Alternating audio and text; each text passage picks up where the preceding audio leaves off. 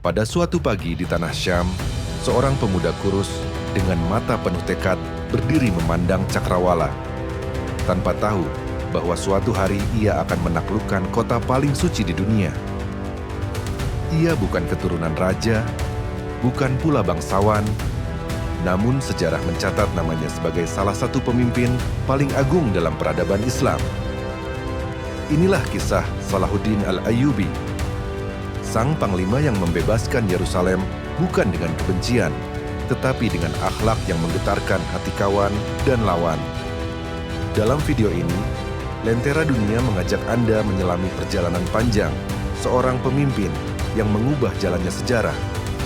Jangan di-skip, karena setiap detiknya adalah cahaya yang menuntun kita pada hikmah yang terlupakan.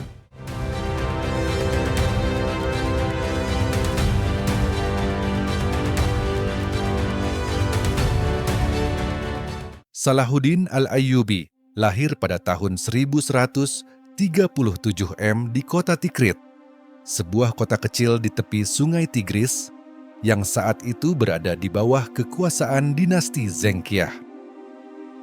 Ia terlahir dalam keluarga Kurdi yang terhormat, dikenal sebagai keluarga prajurit, ulama, dan penegak keadilan di wilayah Syam dan Irak. Ayahnya, Najmuddin Ayyub, bukanlah penguasa besar, namun ia adalah pria jujur dan pemberani yang dihormati oleh para amir di kawasan itu. Sejak kecil, Salahuddin tumbuh dalam suasana religius yang kuat. Ia diajarkan adab, membaca Al-Quran, dan mencintai ilmu sebelum mengenal dunia peperangan. Tetapi keluarganya juga hidup di tengah masa gejolak, ketika pasukan salib terus mengancam wilayah Syam, membuat kehidupan anak-anak dipenuhi cerita tentang keberanian dan strategi. Salahuddin kecil dikenal bukan sebagai anak yang galak atau haus perang, melainkan pendiam, pemalu, dan lebih suka mempelajari sejarah para nabi dan kisah kepahlawanan umat Islam. Guru-gurunya mengatakan bahwa ia memiliki kecerdasan tajam, terutama dalam memahami strategi, kepemimpinan, dan hubungan antar manusia. Lingkungan sekitarnya yang penuh ketegangan politik membuat dirinya sejak dini peka terhadap penderitaan rakyat dan perlunya pemimpin yang adil. Inilah pondasi pertama dalam hidupnya: keluarga yang religius, lingkungan Kurdi yang disiplin, dan masa kecil yang membentuk hati seorang pemimpin yang kelak menaklukkan kota Kudus. Dan tanpa disadari siapapun, bocah yang tampak pemalu itu sedang dipersiapkan oleh sejarah untuk memikul amanah yang lebih besar dari dirinya sendiri.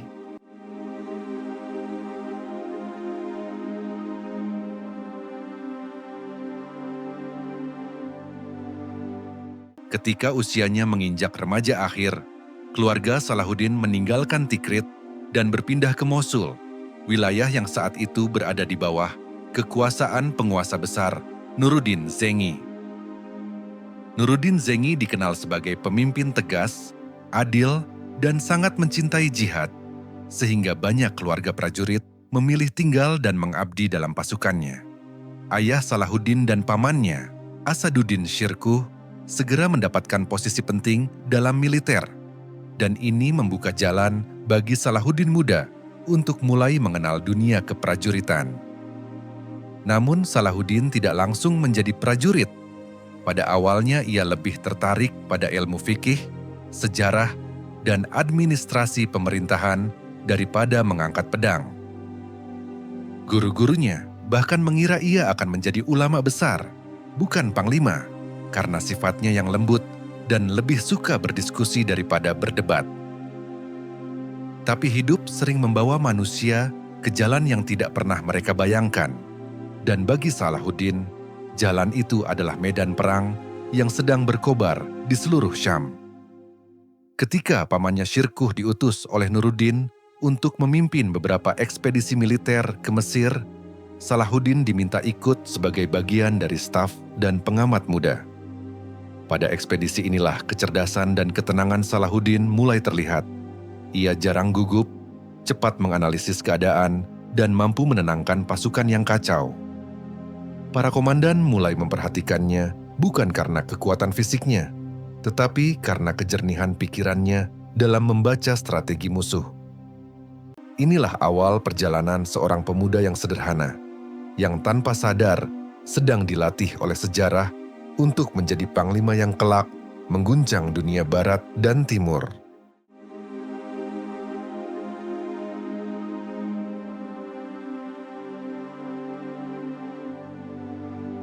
Ketika konflik antara kekhalifahan Fatimiyah di Mesir dan pasukan salib memuncak, Nuruddin Zengi mengirim pamannya Salahuddin, yaitu Shirkuh, bersama pasukan untuk menstabilkan negeri itu.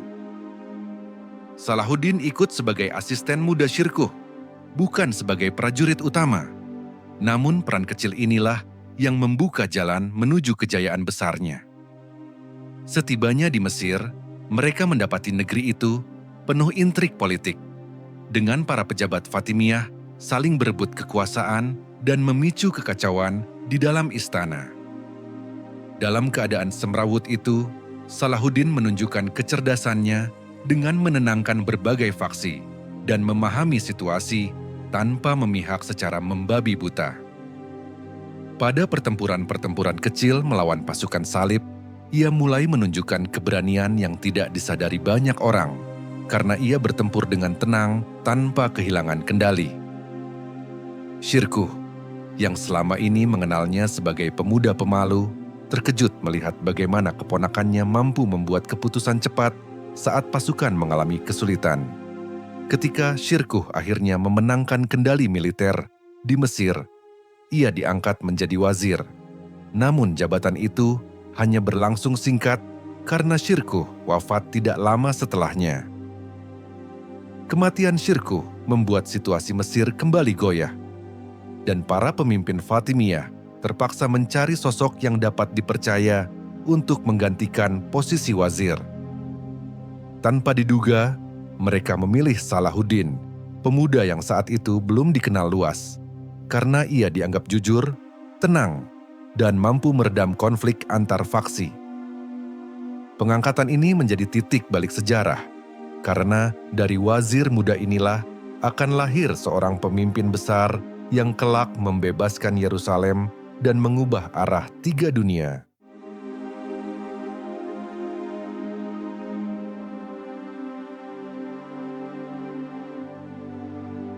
Ketika Salahuddin resmi diangkat sebagai wazir Mesir, negeri itu berada dalam keadaan paling rapuh, karena kekhalifahan Fatimiyah sudah melemah akibat konflik internal yang tidak pernah berhenti. Para pejabat istana saling menjatuhkan, pasukan tidak disiplin, dan rakyat terhimpit oleh kebijakan yang saling bertentangan dari berbagai faksi. Salahuddin yang masih sangat muda, tiba-tiba harus memikul tanggung jawab besar untuk menstabilkan negeri yang hampir runtuh. Hal pertama yang ia lakukan adalah membersihkan struktur pemerintahan dari korupsi, mengganti pejabat yang tamak dengan mereka yang jujur dan kompeten. Ia juga mengembalikan disiplin pasukan Mesir yang selama bertahun-tahun kehilangan arah, sehingga perlahan mereka kembali menjadi kekuatan yang dapat diandalkan. Namun tugas terbesarnya adalah mengakhiri kekhalifahan Fatimiyah yang sudah lama menyimpang dan tidak lagi memiliki kekuatan untuk memimpin umat.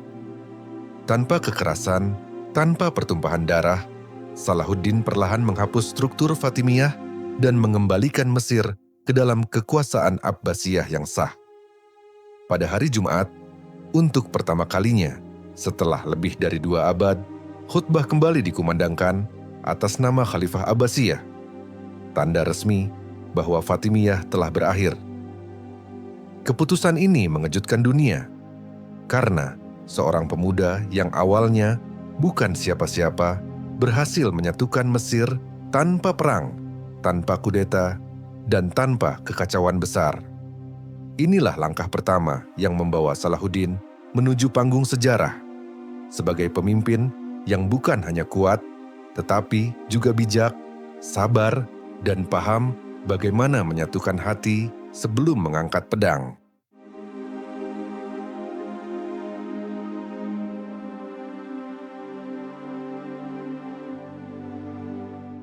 Setelah Mesir kembali stabil di bawah kepemimpinan Salahuddin, pasukan salib mulai melihat hal itu sebagai ancaman besar bagi kekuasaan mereka di Levan. Mereka memahami bahwa jika Mesir benar-benar tersatukan, maka kekuatan Islam akan jauh lebih kuat daripada sebelumnya dan sulit untuk mereka taklukkan. Maka pasukan salib melancarkan serangan awal untuk menghancurkan Mesir sebelum Salahuddin sempat memperkuat militernya. Namun Salahuddin yang cerdik membaca tanda-tanda zaman langsung menyiapkan pertahanan besar di sepanjang garis pantai dan jalan masuk ke Kairo. Meski pasukannya belum sekuat pasukan salib, ia mengubah kekurangan jumlah menjadi keunggulan dengan memilih medan yang sulit ditembus oleh musuh. Ketika pasukan salib mulai menyerang, Salahuddin memerintahkan taktik serangan cepat dan gerilya yang membuat musuh kebingungan dan kehilangan formasi. Pertempuran berlangsung sengit, namun Salahuddin menunjukkan kepemimpinan yang menakjubkan dengan tetap tenang meski posisi sempat terdesak.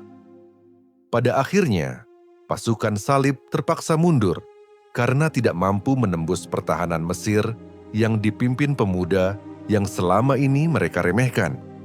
Kemenangan ini membuat nama Salahuddin mulai dikenal di seluruh wilayah Syam dan Mesir sebagai pemimpin yang bukan hanya cerdas, tetapi juga tak kenal menyerah. Dan kemenangan inilah yang membuka pintu bagi langkah berikutnya, menyatukan seluruh wilayah Muslim untuk menghadapi ancaman terbesar umat pada masa itu, Perang Salib.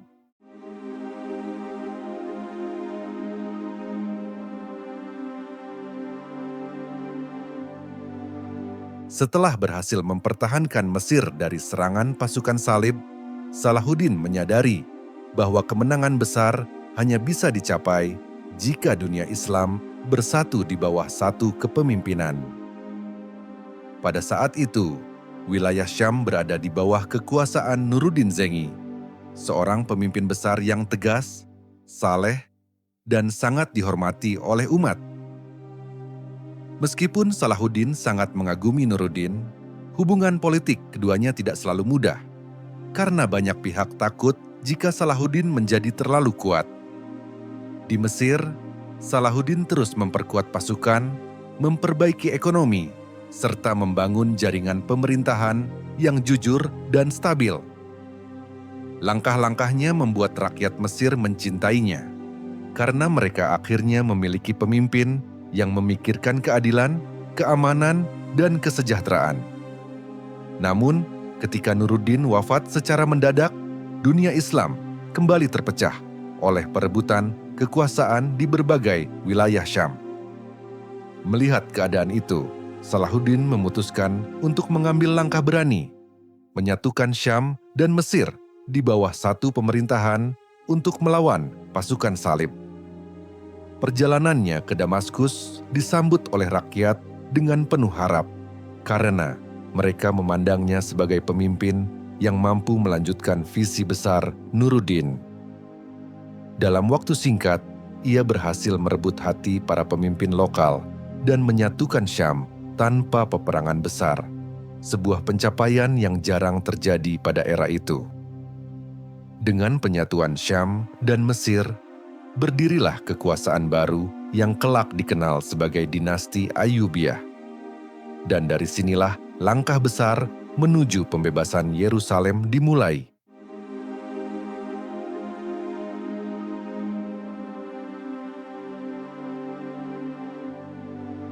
Setelah berhasil menyatukan Syam dan Mesir, Salahuddin tahu bahwa pasukan salib tidak akan tinggal diam melihat kekuatan Islam bangkit kembali. Karena itu, ia memulai reformasi militer terbesar pada zamannya, membangun kekuatan baru yang disiplin, terlatih, dan mampu menghadapi pasukan salib secara langsung. Pasukan berkuda ringan dilatih untuk menyerang cepat, lalu menghilang, sedangkan pasukan panah dipersiapkan untuk mematahkan formasi berat tentara salib. Di sisi lain, Salahuddin memastikan para prajuritnya selalu mendapatkan makanan, perlindungan, dan bayaran yang layak, karena ia tahu bahwa kekuatan sejati berawal dari moral pasukan yang tinggi. Tidak hanya itu, ia juga membangun kembali benteng-benteng penting di sepanjang perbatasan untuk mencegah serangan mendadak pasukan salib. Di Kairo, Damaskus, Hama, dan Aleppo, bengkel-bengkel senjata bekerja siang malam membuat pedang, perisai, dan panah baru demi mempersiapkan perang besar yang akan datang. Reformasi administrasi juga dilakukan. Salahuddin menyingkirkan pejabat korup dan menggantinya dengan orang-orang jujur yang setia pada visi besar persatuan umat. Setiap kota penting menjadi pusat pelatihan militer, dan rakyat mulai melihat bahwa seorang pemimpin besar sedang mempersiapkan sesuatu yang lebih besar dari hidupnya sendiri.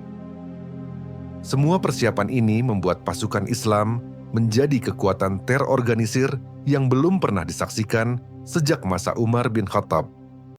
Dan dengan kekuatan baru inilah, Salahuddin akhirnya siap menghadapi momen terbesar dalam hidupnya.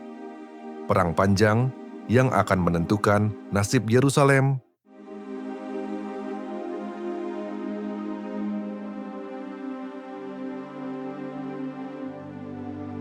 Pada musim panas tahun 1187, Salahuddin memutuskan bahwa inilah saatnya menghancurkan kekuatan utama pasukan salib dan memutus ancaman mereka sekali untuk selamanya. Pasukan salib saat itu dipimpin oleh Raja Guy de Lusignan dan komandan brutal bernama Reynald de Chatillon yang selama bertahun-tahun menganiaya umat Islam.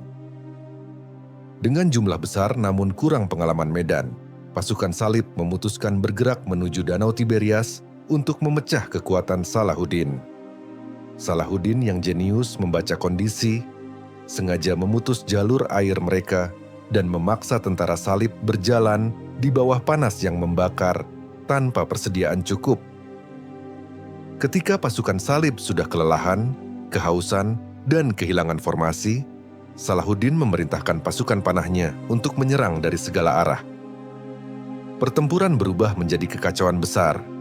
Baju zirah para ksatria panas seperti api, dan jumlah mereka yang besar justru membuat formasi semakin kacau.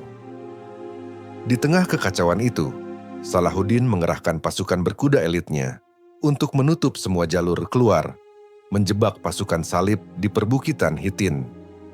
Perlahan, pasukan salib runtuh, dan satu demi satu pemimpin mereka tertangkap, termasuk Guy de Lusignan yang akhirnya menyerah tanpa syarat. Namun Salahuddin memperlihatkan akhlaknya yang mulia dengan memberikan air kepada Guy yang hampir mati kehausan, sekaligus menunjukkan bahwa kemenangan bukan alasan untuk bersikap kejam. Kemenangan Hittin adalah titik balik sejarah, sebuah kemenangan yang membuka jalan menuju tujuan terbesar Salahuddin, membebaskan kota Yerusalem yang telah lama dirampas pasukan salib.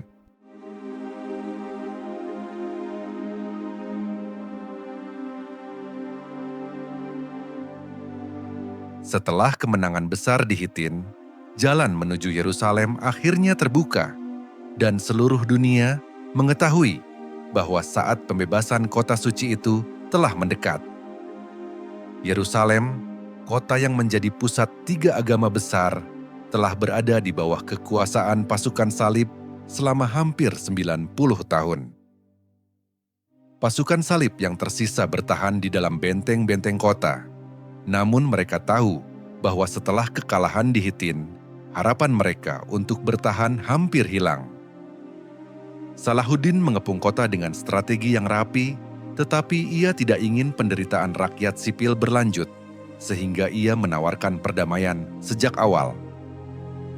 Ketika negosiasi gagal, pasukan Islam mulai bergerak, namun Salahuddin memerintahkan agar tidak ada gereja yang dirusak dan tidak ada warga sipil yang disakiti. Setelah beberapa hari pertempuran, benteng Yerusalem akhirnya menyerah, dan kota suci itu jatuh tanpa terjadi pembantaian seperti yang pernah dilakukan pasukan salib sebelumnya. Begitu memasuki kota, Salahuddin memerintahkan agar gereja-gereja tetap dibuka, warga Kristen diberi perlindungan, dan semua tawanan boleh pulang dengan tebusan yang ringan. Ketika sampai di Masjid Al-Aqsa, ia turun dari kudanya, menangis haru, dan sujud syukur atas kemenangan yang datang tanpa kesombongan. Kisah inilah yang membuat nama Salahuddin dihormati bukan hanya oleh umat Islam, tetapi juga oleh sebagian besar dunia Barat, karena ia menunjukkan bahwa kemenangan tanpa belas kasih bukanlah kemenangan sejati. Pembebasan Yerusalem menjadi puncak perjalanan hidupnya. Momen ketika seorang pemuda pemalu dari Tikrit mengukir sejarah terbesar peradaban Islam dengan keberanian, kecerdasan, dan akhlak yang menjulang tinggi.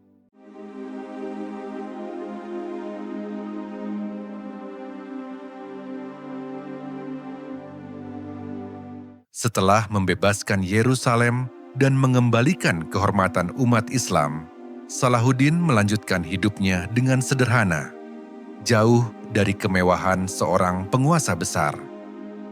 Meskipun ia memimpin wilayah yang sangat luas, ia tidak pernah membangun istana megah, tidak menumpuk harta, dan tidak hidup layaknya raja-raja lainnya. Di masa tuanya, ia lebih banyak menghabiskan waktu dengan membaca Al-Quran, berdiskusi dengan ulama, dan memastikan rakyatnya hidup dengan aman. Namun pada tahun 1193, setelah puluhan tahun mengabdikan diri untuk umat, Salahuddin jatuh sakit dan perlahan tubuhnya melemah.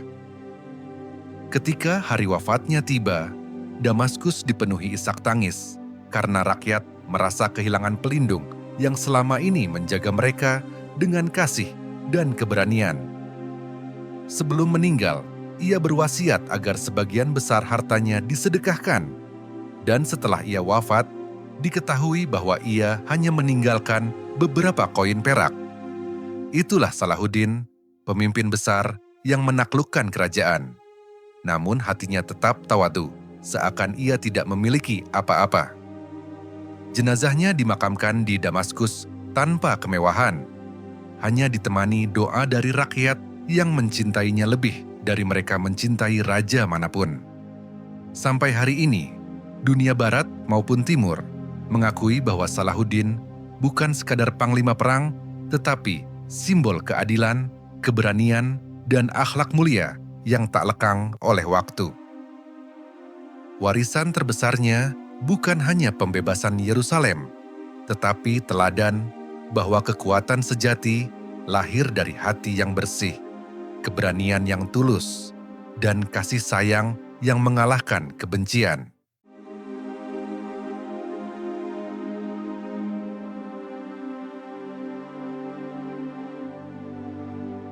Beginilah kisah seorang pemimpin yang mengubah dunia bukan dengan amarah, tetapi dengan cinta, keberanian, dan akhlak yang menjulang tinggi.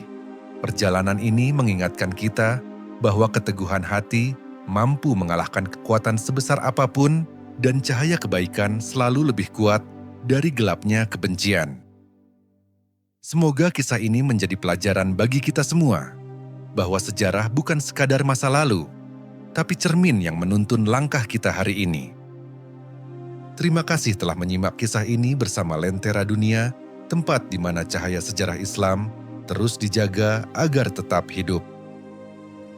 Dukung kami dengan like, komentar, dan berbagi video ini, agar semakin banyak hati yang tersentuh oleh perjalanan luar biasa ini. Sampai bertemu di perjalanan sejarah berikutnya, di mana kita akan menyalakan kembali kisah-kisah yang hampir terlupakan. Assalamualaikum warahmatullahi wabarakatuh.